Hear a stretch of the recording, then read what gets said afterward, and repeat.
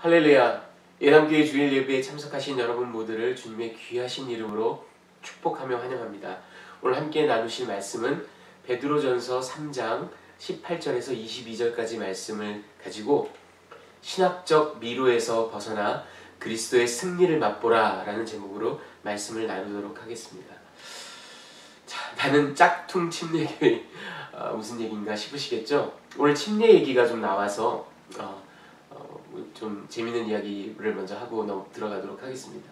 제가 신학교에 다닐 때 포웨이라는 친구가 있었습니다. 그 대만에서 온 사람이었는데요. 우리 그 골든 게이트, 지금 게이트웨이가 됐는데 그 침례 신학교를 같이 다니면서 같은 클래스에 있었던 적이 있는데 이 친구가 우스갯소리를 한번 했습니다. 자기가 침례 교인이고 침례교 세미나리를 다니고 이제 침례교 사역자, 목사가 될 사람이지만 나는 사실은 가짜 침례 교인이다. 나는 소위 요즘 말로 짝퉁이다. 아니 무슨 소리야? 왜 그래? 이 친구가요. 키가 한 187 이 정도 되고요. 몸무게가 딱 봐도 100kg가 넘을 만큼 아주 신체 건장한 젊은이였습니다. 이 친구가 이유를 얘기하는데, 여러분 우리는 왜 목사님들이 이제 침례를 행할 때 성부와 성자와 성령의 이름으로 아무개에게 침례를 행하노라 이렇게 하고 탁 이렇게 눕혔다가 일으키죠. 이 영어로 하면 어순이 다르죠. I baptize you in the name of the Father, the Son, and the Holy Spirit. 이렇게 하면서 한단 말이죠. 근데 이 친구가 자기가 딱 이제 침례를 받기 위해 서 있는데 I baptize you, 침례를 베푸노라 in the name of the Father and the Son 그리고 and the Spirit 하면서 눕혀야 되는데 이가 너무 무거웠던 거예요. 그래가지고 목사님이 in the name of the Father, the Son and Holy Spirit은 안 하고 한 겁니다. 그래서 자기는 성부와 성자와 욱의 이름으로 침례를 받은 그런 짝퉁 침례교인이다. 이런 얘기를 해서 우리가 다 웃었던 기억이 있습니다. 여러분 오늘 사도 베드로가 뜻밖의 침례 이야기를 합니다. 한번 오늘의 이야기 그 전체적인 그 논증의 속에서 어떻게 그가 침례 이야기를 우리에게 전하고 있는지 한번 들어보시기를 바랍니다. 자, 오늘은 그 본문을 제가 제목만 단 상태에서 쭉 성경을 읽는 걸로 대처하겠습니다. 첫 번째 18절에서 20절 상반절까지는 그리스도의 죽음, 부활, 선포입니다. 18절 그리스도께서도 단번에 죄를 위하여 죽으사 의인으로서 불의한 자를 대신하셨으니 이는 우리를 하나님 앞으로 인도하려 하심이라. 육체로는 죽임을 당하시고 영으로는 살리심을 받으셨으니 그가 또한 영으로 가서 옥에 있는 영들에게 선포하시니라. 그들은 전에 노아의 날 방주를 준비할 동안 하나님이 오래 참고 기다리실 때에 복종하지 아니하던 자들이라. 자, 두 번째는 20절 하반절에서 21절까지 노아의 홍수를 침례의 모형으로 타이팔러지로 이렇게 설명을 합니다. 20절 하반절 방주에서 물로 말미암아 구원을 얻은 자가 몇 명뿐이니 겨우 8명이라. 물은 예수 그리스도께서 부활하심으로 말미암아 이제 너희를 구원하는 편이 곧 침례라. 이는 육체의 더러운 것을 제하여 버림이 아니요 하나님을 향한 선한 양심의 강군이라. 자, 그리고 끝으로는 이제 22절 그리스도의 승귀 exaltation, 승천과 하나님 우편에 앉으심. 자, 22절 그는 하늘에 오르사 하나님 우편에 계시니 천사들과 권세들과 능력들이 그에게 복종하느니라. 아멘. 자, 오늘 이 말씀을 가지고 제가 두 가지 메시지를 전할 텐데요. 첫 번째는 사실은 좀 신학적인 이론들을 소개하는 메시지고요. 두 번째가 침례에 대한 모형론을 좀 이야기를 해보고자 합니다. 자, 첫 번째로는 여러분 이 구절이 오늘 우리가 특히 19절, 20절, 21절 신약 최대의 난해 구절이라고 알려져 있는 그런 구절 가운데 하나입니다. 여러분 잘 아시는 종교개혁자 마틴 루터 아시다시피 이 마틴 루터는요 여러분 역사상 가장 탁월한 성경 주석가 중에 한 명입니다. 그런 마틴 루터가 이 구절을 베드로전서 3장 이 구절을 주석하면서 이런 이야기를 했습니다. 이는 정말로 경이로운 구절이며 아마도 신약 성서 중에서 가장 난해한 구절이리라. 나는 베드로가 무엇을 말하고 있는지 정확하게 알 길이 없다. 여러분, 마틴 루터조차도 고개를 절레절레 흔들었던 그런 난해 구절입니다. 여러분들이 신학 전문가 또는 성경학자가 아니더라도 이 본문을 읽으시면 기본적으로 몇 가지 이건 뭐지? 해결되지 않는 질문들이 떠오르실 겁니다. 예를 들면 이런 것들입니다. 옥에 있는 영들은 도대체 누군가? 예수님 이전에 죽은 죄인들을 말하나? 아니면 구약의 위대한 성도들, 다윗, 사무엘, 예레미야 이런 사람들을 말하나? 아니면 타락한 천사를 말하나? 두 번째로는 도대체 예수께서는 무엇을 선포했나? 저 죄인들에게 복음을 선포하고 회개할 기회를 주신 건가? 아니면 구약 성도들을 완전한 구원으로 이끄신 건가? 아니면 타락한 천사에게 최종 심판을 구하신 건가? 또 예를 들면 예수는 이 선포를 도대체 언제 한 건가? 노아 시대에 한 건가? 아니면은 Good Friday에서 Easter Sunday 사이, 그 죽음과 부활 사이에 하셨나? 아니면 부활하신 이후에 하셨나? 이처럼 정말 해결되지 않는 여러 가지 질문들이 있으셨을 겁니다. 어떤 신학자는요, 이 모든 것들을 조합하고 그리고 그 사이에서 또 variation, 여러 가지 그 것들이 또 파생되고 이런 것들을 다 종합해 보면 적어도 180개 정도의 서로 다른 시나리오, 서로 다른 이론이 존재할 수 있다라고까지 얘기한 적이 있습니다. 그만큼 너무나 복잡하고요. 실제로 2000년 교회사를 통해서 수많은 성경학자들, 주석가들이 논쟁을 벌이고 해결되지 않았던 그런 어려운 구절입니다. 자, 그런데 여러분이 이 모든 복잡다단한 내용을 아셔야 될까요? 그럴 필요는 없습니다. 그렇죠? 하지만 기본적인 질문들이 있으니 그거에 대한 해답을 아주 대략적이나마 굵직굵직한 것들만이라도 아실 필요는 있겠죠. 그래서 제가 오늘 준비했습니다. 강남 1타 강사 스타일로, 쪽지게 강사 스타일로 반개 이런 것들 다 치고요. 가장 중요한 거 3가지 이론만 그것도 역사적인 순서로 여러분들께 소개해 드리겠습니다. 자, 첫 번째 이론은 이겁니다. 디센수스 티오리라는 겁니다. 정확하게 라틴어로 얘기하면 Descensus Christi ad Inferos, 그리스도께서 지옥에 내려가신 그리스도, 그런 뜻입니다. 영어로는 Harrowing of Hell 이렇게 얘기를 하죠. 사실은 이 이론은 아주 초기부터 있었던 이론인데요.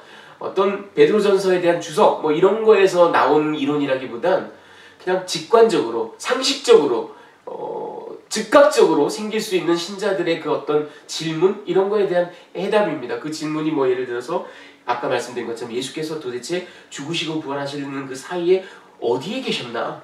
뭘 하고 계셨나? 그리고 구약의 위대한 성도들이 있는데 아브라함, 이삭, 다윗, 사무엘, 이 사람들은 어떻게 구원을 받나? 이런 질문들이 있을 수 있겠죠?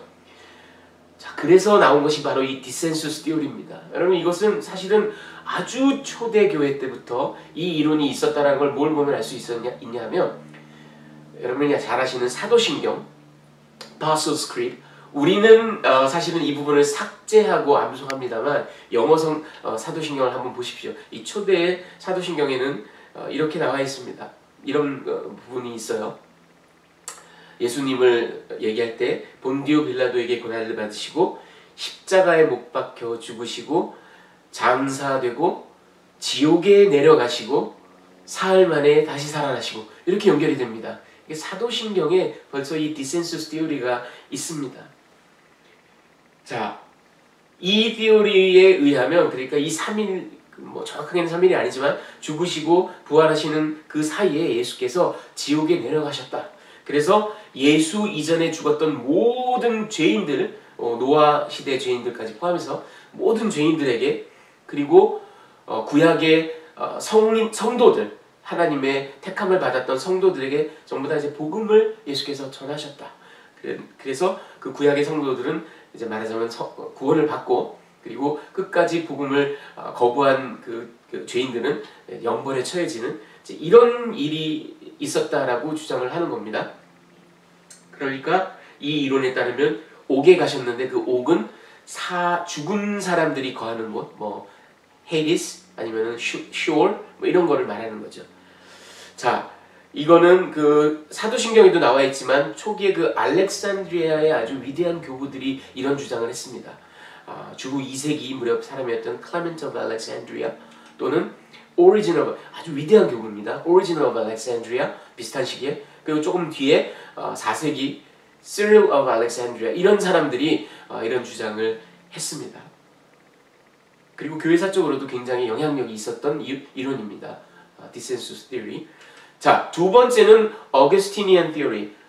히포의 어거스틴이 제시한 이론이 있습니다. 자, 첫 번째 했던 이 디센수스 티어리에 아주 치명적인 문제가 있습니다, 여러분.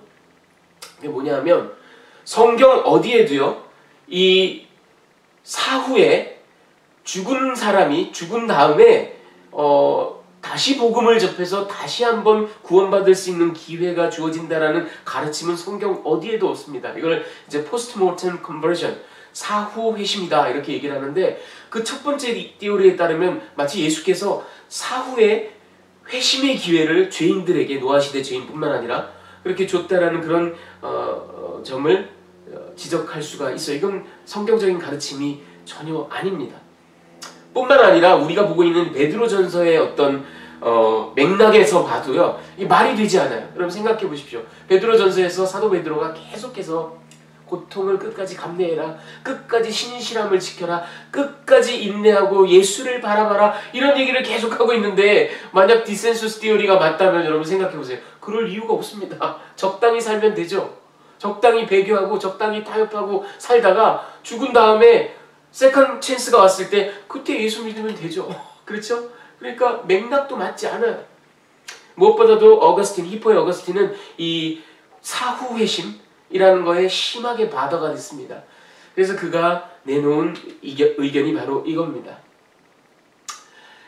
이 본문은 그야말로 노아 시대에 예수 그리스도의 영이 노아의 입술을 통해서 복음을 선포했다라는 그런 이야기다라는 것입니다. 여러분, 이게 또 말이 되는 게 우리가 이전에 봤던 베드로전서 1장 11절에 그런 내용이 나오죠. 구약의 모든 선지자들은 사실은 Spirit of Christ, 그리스도의 영이 그들에게 임해서 예언했다, 이런 얘기가 나오는 것을 본다면, 그리고 뿐만 아니라 이 제2성전 시기 유대 문헌들을 보면요, 이 노아라는 인물을 Preacher of Righteousness, 의의 설교자, 의를 전하는 선포자, 이렇게 이름을 지어주는 경우들이 많습니다. 근데 그런 걸 봤을 때 이거는 그야말로 노아 시대에 예수께서 그 영으로, 예수의 영으로 노아의 입술을 통하여 선포했다, 그런 이야기입니다. 이 이론에 따르면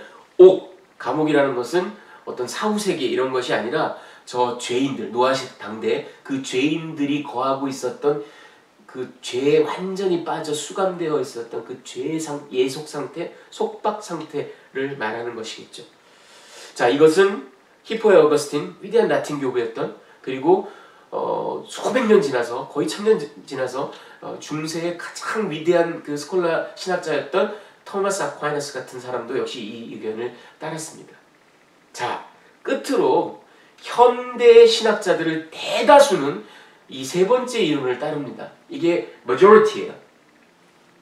이런 이론이 나오게 된 배경은 특별히 18세기, 19세기 이후에 에녹 일서라는 그 유대 위경이 이제 완전히 번역되고 발굴되고 그러면서 이제 깊이 연구가 되면서 이게 하나의 이론으로 정착을 했습니다. 그게 뭐냐면요, 여러분 이 에녹이라는 인물 아시죠? 노아의 증조 할아버지입니다. 이 에녹은 여러분 잘 아시다시피 죽음을 맛보지 않고 바로 들려 올라갔죠, 하나님께로. 자, 이 증조부 에녹이 썼다라고, 사실은 뭐 그렇지 않았겠지만 그래서 위경이라고 우리가 얘기합니다. 에녹이 썼다라는 책이 에녹 1서입니다. 그 에녹 1서에 이런 내용이 나와 있습니다. 여러분 창세기 6장을 보면요, 6장 1절부터 4절까지에 아주 좀 수수께끼 같은 그런 구절이 나오는 거 기억하실지 모르겠습니다. 하나님의 아들들이 나와요.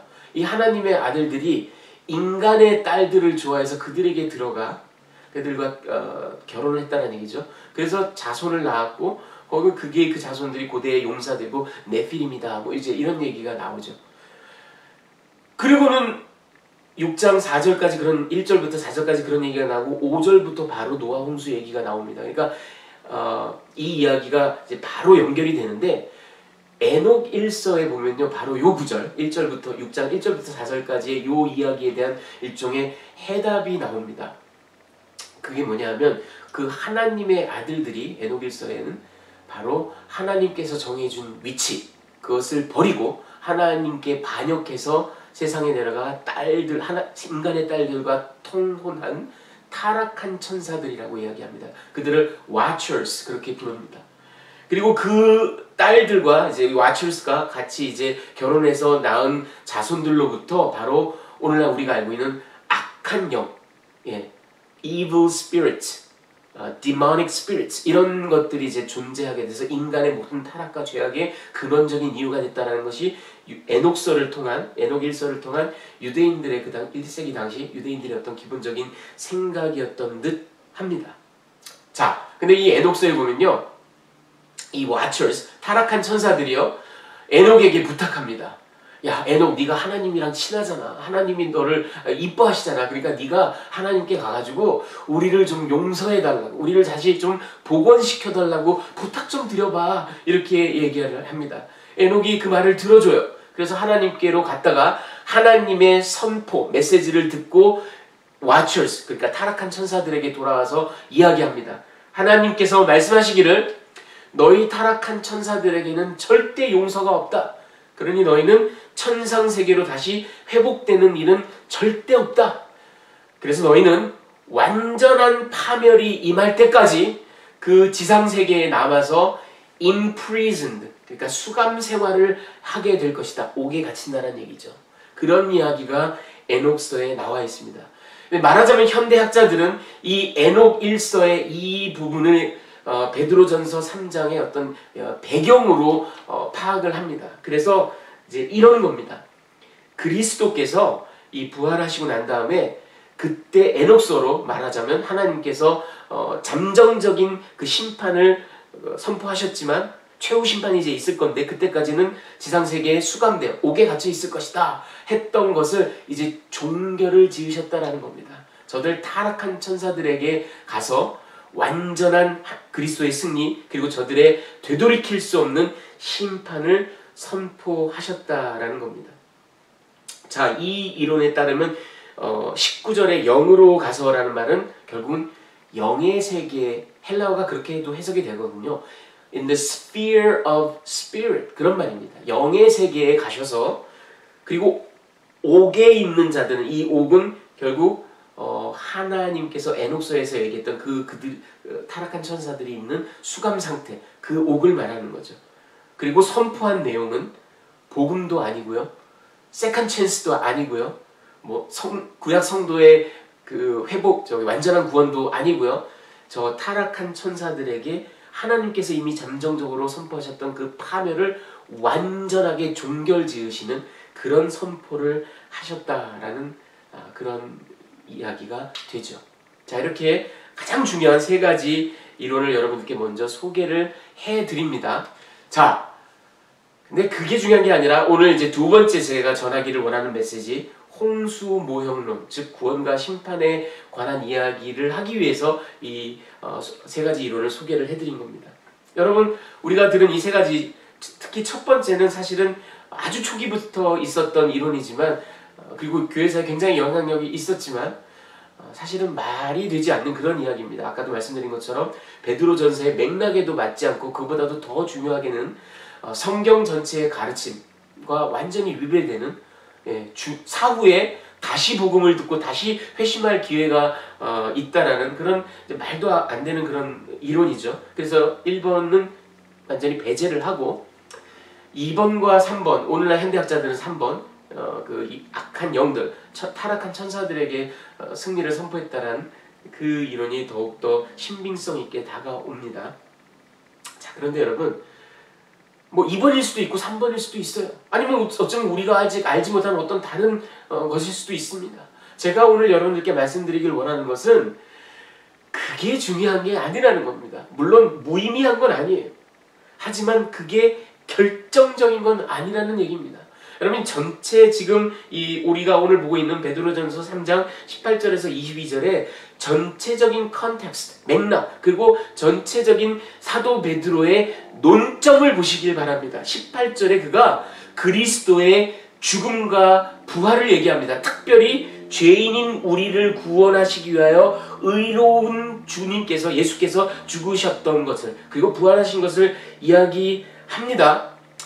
그리고는 중간에 노아 홍수 얘기가 나오고 침례 얘기가 나오지만 그 침례 얘기는 결국 예수의 가장 중요한 그 부활을 상징하는 것이기 때문에 나온 얘기예요. 그리고 종례의 마지막 22절, 오늘 패시지의 마지막 22절에는 그리스도의 승귀, 즉 승천과 하나님 우편에 앉으심, 이런 것들을 쭉 파노라마처럼 얘기를 하고 있어요. 결국은 사도 베드로는 지금 예수의 생애, 예수의 이 땅에서 지상에서의 사역, 그의 죽으심, 부활, 특별히 그 부활의 아주 결정적인, 그리고 승천, 다스리심, 이 모든 것들을 쫙 우리에게 펼쳐 보이면서 그것이 소아시아 교인들에게, 확대해서는 저와 여러분에게 어떤 의미가 있는지를 얘기하고 싶은 거예요.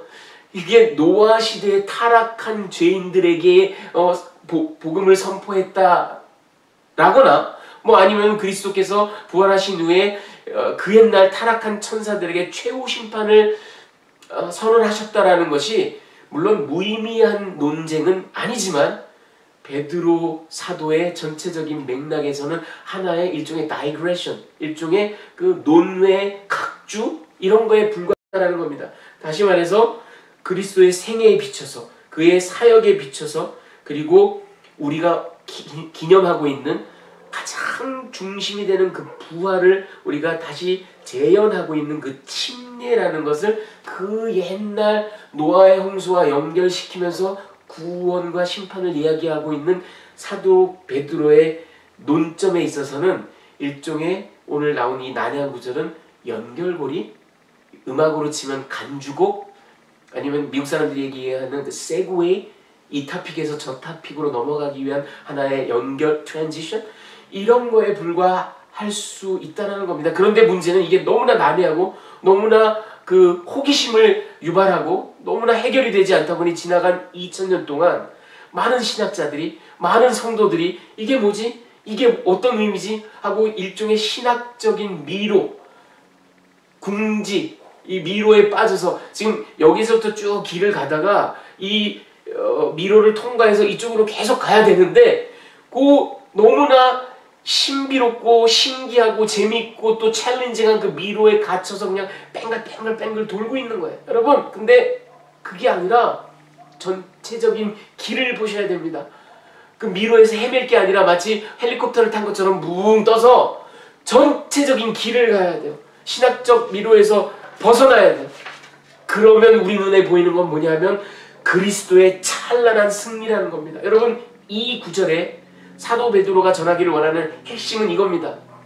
구원과 심판의 확실성입니다. 세상은 필멸하고 너희 소아시아 그리스도인들은, 확대해서 저와 여러분, 우리는 절대 안전하다, 그런 이야기를 하고 싶은 겁니다. 그리고 그 모든 것이 그리스도의 사역에 근원되어 있고 그 그리스도의 사역의 하이라이트는 그의 부활하신, 그런데 그 부활을 가장 상징적으로 예표하는 것이 침례, 그리고 그 침례의 원형이 되는, 모형이 되는 것이 노아의 방주, 이야기의 그 논리적인 흐름은 이렇게 연결이 되는 거예요. 그러면서 베드로는 또 우리에게 이런 이야기를 전하고 있는 겁니다. 너희는 마치 노아 시대 그 노아 가족과도 같다. 타락한 세상이 너희를 야유하고 멸시하고 조롱한, 마치 노아 시대에 노아를 그랬던 것처럼 너희도 역시 그 소아시아에서 핍박받고 조롱당하고 그렇게 세상에 둘러싸여서 살고 있는 아주 위태롭기 그지없는 한줌과도 같은 작은 무리이지만, 그러나 저들은 필멸하고 저들은 반드시 망하는데 그럴 때 너희는 반드시 산다. 반드시 안전하게 거한다. 왜? 예수 그리스도께서 승리하신 것처럼 너희도 반드시 승리하기 때문이다. 이런 이야기를 하고 싶은 겁니다. 그러니 노아 홍수 얘기를 했고 침례 얘기를 했는데, 그러니 노아 홍수 때 그 물이, 세상을 멸망시켰던 그 물이 바로 침례다라는 이런 아주 샤킹한 얘기를 합니다. 침례가 너희를 구원하기 때문이다. 근데 여러분 여기서 오해하시면 안 됩니다. 사도 베드로가 무슨 침례의 그 의식, 그 예식에 어떤 마술적인 주술적인 파워가 있어서 침례를 다 받고 나왔더니 이제 내가 그걸로 인해서 구원받았어, 그런 의미로 침례가 너희를 구한다라고 얘기한 게 아닙니다. 본문을 정확하게 읽어보면 그 침례의 정확한 근원은 예수 그리스도의 부활로 말미암아 이렇게 얘기하고 있거든요. 그러니까 침례가 너희를 구한다라는 얘기는 사실은 베드로가 예수의 부활이 너희를 구한다라는 말을 풀어서 쓴 것뿐입니다. 자, 그런데 여러분 여기서 그 침례와 이게 노아의 방주를 연결시켰는데, 사도 베드로가 20절 하반절을 보십시오. 방주에서 물로 말미암아 구원을 얻은 자, 이 물로 말미암다라는 말의 헬라어 원어가 디후다토스입니다. 이게 영어로 번역하면 through water, by water, 물로 인해, 물로 말미암아, 물이 이유가 되어서, 이런 뜻입니다. 여러분 근데 이게 좀 역설적이지 않나요? 좀 자가당착적이지 않나요? 노아의 홍수의 그 물이 뭡니까? 하늘에서부터 40일 주야로 쏟아져 부어내려서 엄청난 양으로 이 세상을 엄몰하여서 세상을 끝장내버린 파멸의 도구가 물입니다. 그런데 그 물로 말미암아 물이 이유가 되어서 노아 가족이 구원을 받았다는, 서로 상충되는 듯한 자가당착적인 듯한 그런 이야기를 하고 있습니다. 그런데 여러분 이게 바로 신비입니다. 이게 바로 역설이지만 복음의 신비입니다. 잘 보십시오 여러분. 물이라는 것, 특별히 이렇게 노아의 홍수처럼 엄청난 양으로 우리를 엄습하면 그 물이 가지고 있는 본원적인 특질에 의해서 모든 육상생물, 특히 육상동물들은 질식시켜 죽이게 되어 있습니다. 숨을 쉴 수가 없으니까요. 그렇죠? 휩쓸려 내려갑니다. 그러니까 물은 그야말로 무시무시한 파멸의 도구입니다. 그런데 at the same time 그 물은 엄청난 양으로 쏟아져 흘러 들어오면 그 물이 가지고 있는 본원적인 특질에 의해서 노아의 방주 같은 이런 거대한 구조물까지도 부력이라는 게 작용해서 이걸 두둥실 떠올립니다. 그러니까 노아 가족과 그 모든 짐승들에게 생명의 도구가 되는 것이 바로 물입니다. 너무나 역설적이에요. 여러분 출애굽기 12장을 보십시오. 첫 유월절 때 야훼께서 전 애굽을 두루 다니시면서 애굽의 모든 장자들을 싹 다 죽여버리십니다. 야훼는 그야말로 terrible, 무시무시한 죽음의 신입니다. 그런데 웬걸 at the same time 그 무시무시한 야훼가 그리고 무시무시한 파멸의 결과가 히브리 장자들을 살려서 애굽에서 무사히 밖으로 빼내는 생명의 신인 겁니다. 야훼께서. 여러분 몇 장 더 지나가서 출애굽기 14장을 보세요. 홍해를 건너는 장면. 이 홍해가 물이 확 덮쳐서 그 애굽의 정예 부대가 찍소리 못하고 그냥 숨을 대서 다 죽어버립니다. 그야말로 무시무시한 파멸의 도구입니다. 홍해는.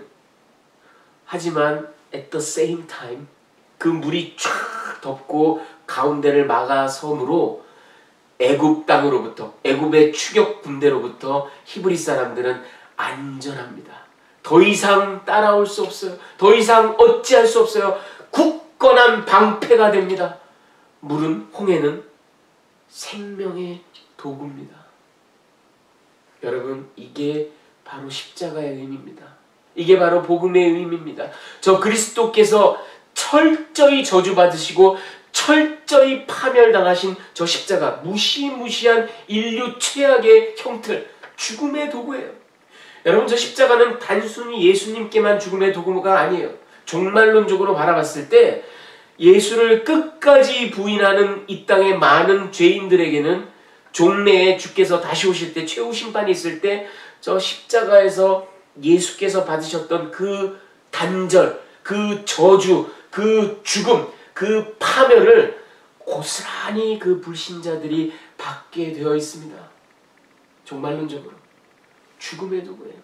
그런데 웬걸 at the same time 저 십자가가 예수를 붙드는 저와 여러분에게는 하나님의 진노로부터 우리를 감싸는 생명을 주는 생명의 가장 놀라운 상징입니다. 여러분, 이게 바로 십자가, 이게 바로 복음이 가지고 있는 역설이에요. 제가 유앙겔리온 늘 자주 설명드렸던 것처럼 그레코 로만 시대의 승전보, 유앙겔리온, 복음, 굿뉴스. 하지만 A에게 승전보는 B에게는 패전보예요. 이 민족에게 사는 길이 열렸다는 건 저 민족은 싹 다 죽었다는 얘기입니다. 복음은, 십자가는, 물은 이토록 생명과 죽음이 교차하는 무서운 이야기이기도 합니다. 여러분, 그렇다면 사도 베드로는 오늘 이 모든 복잡한 논증을 통해서 결국 이 이야기를 하고 있는 겁니다. 너희 소아시아 교인들은 안전한 방주 안에 있다. 너희는 영원토록 확고부동한 십자가에 완전히 붙들려 있다. 그리스도의 부활, 가장 중심이 되는 그리스도의 부활을 우리가 오늘날 재현하고 있는 것이 바로 침례인데, 그 침례가 얘기하는 것처럼 너희는 죄에 대하여 완전히 죽었고 그리고 그리스도와 더불어 부활한 존재다. 다시 사는 존재다. 이것이 사도 베드로가 전하는 메시지고, 이 메시지가 결국 시대를 지나서 공간을 넘어서서 저와 여러분에게 사도 베드로가 주고 있는 메시지입니다. 그러니 핍박을 받을 때, 고난을 받을 때 우리는 최우승리를 믿으며 견뎌낼 수 있다는 겁니다. 여러분, 하와이에서 사역하는 목사님이 이런 재밌는 이야기를 했습니다. 들어보십시오. 이분이 그 스포츠 광팬이에요. 저는 뭐 스포츠를 잘 몰라서 모르지만 미국에는 그 월요일 저녁 때 NFL 그 미식축구 먼데이 나잇 뭐 이런 게 있죠. 그래서 월요일 저녁 때 이 양반이 이걸 너무 좋아해요. 자기가 좋아하는 팀도 있고. 그런데 하와이와 미국 본토의 시차 때문에요, 월요일날 저녁에 이루어지는 이 게임이 하와이에서는 대낮에 오후 1시, 2시 뭐 이때 벌어지는 겁니다. 그때 누가 게임을 보겠어요. 다 직장에 나가서 일하고 있으니. 그래서 하와이 방송국에서는 요거를 지연해서 로컬 타임으로 저녁 6시 30분에 되어서 방송을 한다고 합니다. 그러니까 녹화 중계를 하는 거죠. 자, 그런데 스포츠 광팬인 이 목사님은 그걸 기다릴 수가 없어요. 그래서 생중계로 라디오 방송으로 그 게임을 듣습니다. 그럼 막 응원을 하다가 야, 우리 팀이 이겼다 그리고 좋아하는 거죠. 근데 그걸로 끝나는 게 아니라 우리 팀이 이긴 걸 저녁 때 퇴근해서 집에 가서 TV 앞에서 그걸 또 봐야만 되는 겁니다. 자, 그런데 그가 이야기합니다. 그걸 보고 있을 때 우리 팀이 아무리 죽을 쓰더라도, 상대방이 아무리 파죽지세로 막 몰려와도, 게임 다 진 것 같은 그런 상황이 펼쳐져도 이거 참 안타깝네 싶지만 it's okay. 왜? 라디오 방송으로 이미 들었거든요. 이겼다는 걸 이미 알고 있거든요. 여러분, 사도 베드로는 말하자면 이런 겁니다. 오늘 이 잠깐 나온 19절, 20절 이 논증을 통해서 우리에게 예수께서는 굿 프라이데이와 이스터 선데이 사이에 도대체 어디에 가 계셨나? 뭘 하고 계셨나? 누구를 만나셨나? 어떤 선포를 하셨나? 이런 거에 대한 어떤 정교한 신학적인 논리를 펼치기 위해서 이 글을 쓴 게 아니라, 꼬리에 꼬리를 무는 그의 논증은 궁극적으로 이 옛날에 있었던 노아의 홍수를 그리스도의 부활을 가장 완벽하게 재현하는 침례와 연결시키면서, 모형론적으로 연결하면서 구원과 심판의 확실성을 얘기하면서, 말하자면 소아시아 교인들 핍박받고 박해받고 있는 그들에게, 저 하와이 목사님에게 말하자면 라디오 방송의 승전보를 미리 알려주는 것처럼 사도 베드로는 그리스도의 승전보를 미리 알려주는 겁니다. 걱정하지 마. 놀라지 마. 이겨낼 수 있어. 왜? 그리스도께서 승리하셨으니까 너희도 반드시 승리할 거야. 여러분, 똑같은 말씀을 우리 주님께서 요한복음 16장 33절에 제자들에게 이것을 너희에게 이르는 것은 너희로 내 안에서 평안을, 놀라지 마라, 두려워하지 말아라, 평안을 누리게 하려 함이라. 세상에서는 너희가 환난을 당하나 담대하라, 내가 세상을 이기었노라. 할렐루야. 이 말씀을 우리 주님께서 하신 것, 어쩌면 사도 베드로가 똑같은 말씀을 다르게 풀어서 소아시아 교인들에게 전하고 있고 저와 여러분에게 전하고 있는 겁니다. 여러분, 우리 사는 삶이 얼마나 힘듭니까? 예수 믿고 살아가는 것이 얼마나 챌린징합니까? 얼마나 여러분 삶 가운데 핍박과 고난과 아픔이 많습니까? 때로는 좌절하고 때로는 다 손 놓고 싶고, 그러나 take heart, 우리 주님이 말씀하신 것처럼, 왜? 주께서 승리하셨으니. 미리 라디오 생중계처럼 우리에게 들려주시는 겁니다. 너희도 반드시 승리한다. 너희도 반드시 이긴다. 너희는 안전하다. 그러니 담대해라. 신실해라. 끝까지 견뎌내라. 끝까지 믿음을 지켜라. 사랑하는 성도 여러분, 어려운 세대를 살아가는 우리지만 그리스도의 승리를 맛보는 저와 여러분, 그래서 담대하게 세상을 이기신 예수를 본받아 오늘의 고난을 이겨내시는 그런 저와 여러분이 되시기를 우리 주님의 귀하신 이름으로 축원합니다.